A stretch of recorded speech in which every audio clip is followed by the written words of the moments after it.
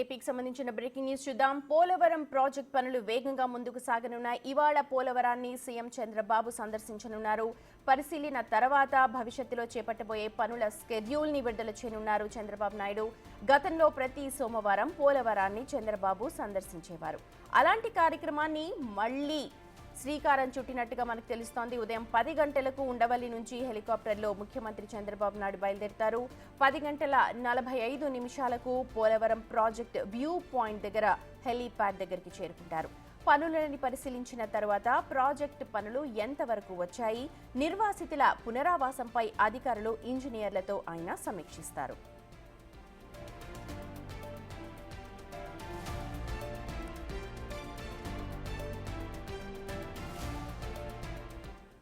మా ప్రతినిధి శివశంకర్ ఉన్నారు చంద్రబాబు పర్యటనకు సంబంధించిన మరిన్ని అప్డేట్స్ అందించడానికి. శివశంకర్, గతంలో కూడా పోలవరంపై ప్రత్యేక దృష్టి పెట్టారు చంద్రబాబు నాయుడు. ఇప్పుడు మళ్ళీ అదే కనిపిస్తోంది. పూర్తి డీటెయిల్స్ చెప్పండి.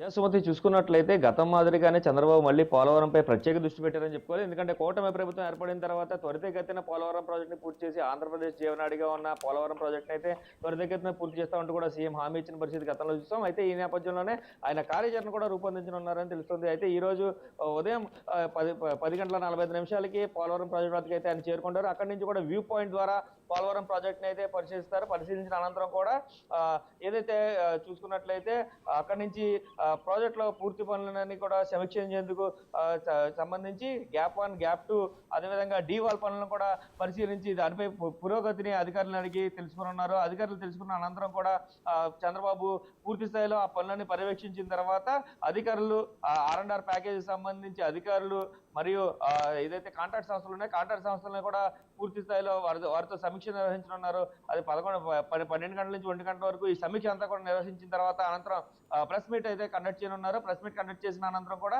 ఈ పోలవరానికి సంబంధించి పూర్తి స్థాయిలో ఒక షెడ్యూల్ విడుదల చేయనున్నారు. ఏ పనులు ఏ సమయంలో జరుగుతాయి అనేది ఒక షెడ్యూల్ కూడా విడుదల చేయనున్నారు సీఎం.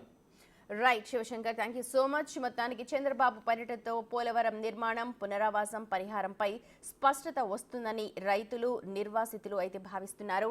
ఇక ప్రాజెక్టు పనులను 2027 డిసెంబర్ వరకు పూర్తి చేసేందుకు వేగంగా ముందుకు కదులుతున్నారు. ఈ దిశగా చేపట్టే పనుల స్కెడ్యూల్ని సీఎం వెల్లడించనున్నారు.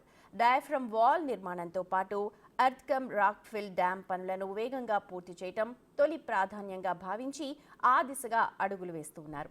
ప్రాజెక్ట్ పూర్తయితే ఉమ్మడి పశ్చిమ గోదావరి జిల్లాలో 17, రాష్ట్రంలో 54 మండలాల్లో 7.2 లక్షల ఎకరాల ఆయకట్టుకు సాగునీరు అందించే అవకాశం ఉంది.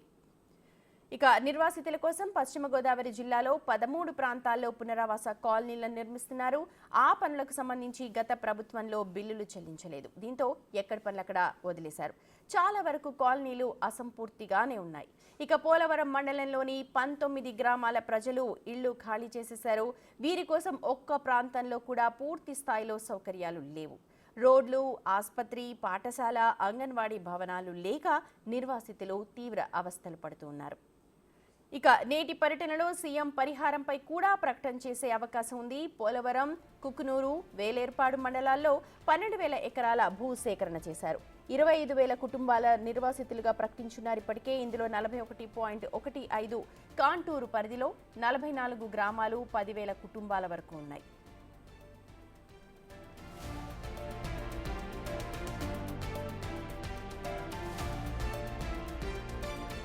కొత్త డయాఫ్రమ్ వాల్ కు సంబంధించి అధికార యంత్రాంగం ఇప్పటికే పూర్తి స్థాయిలో అన్ని ఏర్పాట్లు చేసింది. కొత్త డయాఫ్రమ్ వాల్ ప్రారంభ పనులు ఎప్పుడు చేపట్టాలి అనేది సీఎం చంద్రబాబు పరిశీలన తరువాత నిర్ణయించనున్నారు. ఇప్పటికే కేంద్ర ప్రభుత్వం కొత్త డయాఫ్రమ్ వాల్ నిర్మాణానికి అవసరమైన నిధులను కూడా మంజూరు చేసిన నేపథ్యంలో వచ్చే నెల మొదటి వారంలో ఈ పనులు ప్రారంభమయ్యే అవకాశం ఉంది.